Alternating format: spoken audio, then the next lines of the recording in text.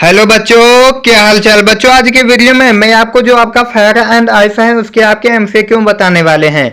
तो दोस्तों इसमें पहला आपका एमसीक्यू है, who is the poet of the poem fire and ice, यानी कि आपकी जो फायर एंड आइस की कविता है वो किसके द्वारा रचित है। पहला आपका है लेस्ली नॉरिस, या दूसरा है रॉबर्ट फ्रॉस्ट, तीसरा है कैरोलिन वेल्स और तीसरा आपका रॉबिन क्लीन। तो इसमें दोस्तों आपका बी नंबर सही हो जाएगा। ये जो आपकी फायर एंड आइस है ये रॉबर्ट फ्रॉस्ट के द्वारा लिखी गई है।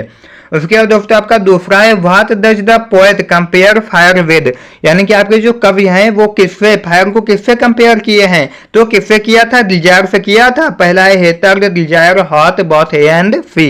तो आपका यहाँ पे बी नंबर सही हो जाएगा, यानी कि आपका डिजायर हो जाएगा। उसके बाद दोस्तों तीसरा आपका है what is the meaning of periph, यानी कि आपकी जो पेरिफ है उसका अर्थ क्या होता है।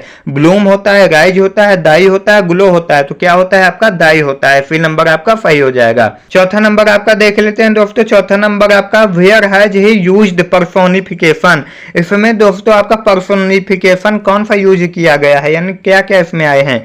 इसमें दोस्तों आपका फायर भी आया है, आइस भी आया है, अर्थ इसमें दोस्तों आपका नहीं आया है। तो आपका डी नंबर सही हो जाएगा, बोथ ए एंड बी।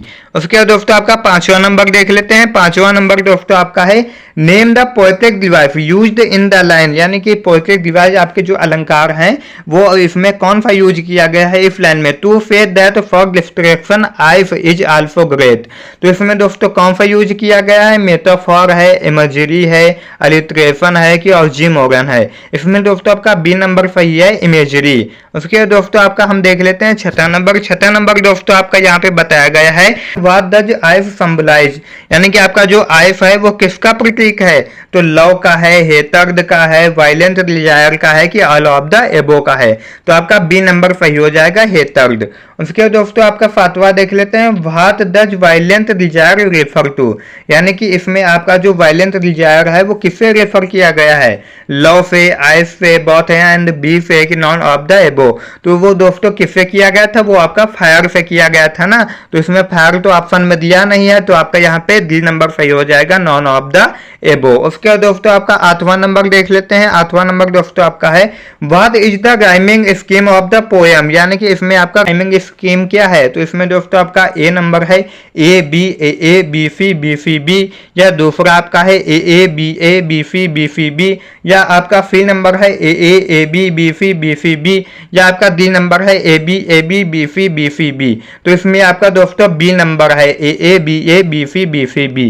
ये दोस्तों आपका सही हो जाता है। उसके दोस्तों आपका नवा नंबर है fire and ice is highly symbolic poem और by Robert Frost because is.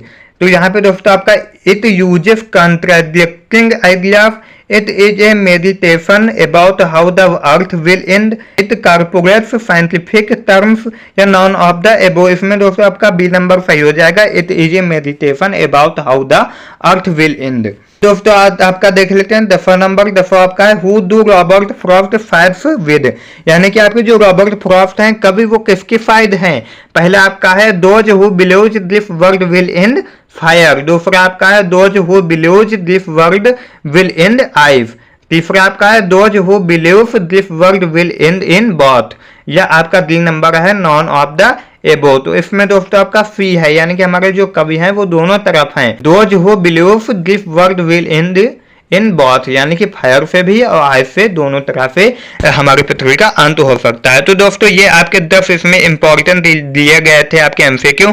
तो हमने दोस्तों आपको एमसीक्यू बता दिए हैं। इसके दोस्तों हिंदी एक्सप्लेनेशन और स्टैंजा और short long answer type question हमने सभी करवा दिया है। उसके लिंक इस वीडियो के डिस्क्रिप्शन बॉक्स में मिल जाएगी, आप वहां से चेक कर सकते हो। इसके दोस्तों पीडीएफ नोट्स लेना चाहते हैं तो आप हमारे टेलीग्राम चैनल या व्हाट्सएप चैनल को ज्वाइन कर सकते हो। मिलते हैं एक नए वीडियो के साथ, तब तक के लिए जय हिंद, वंदे मातरम।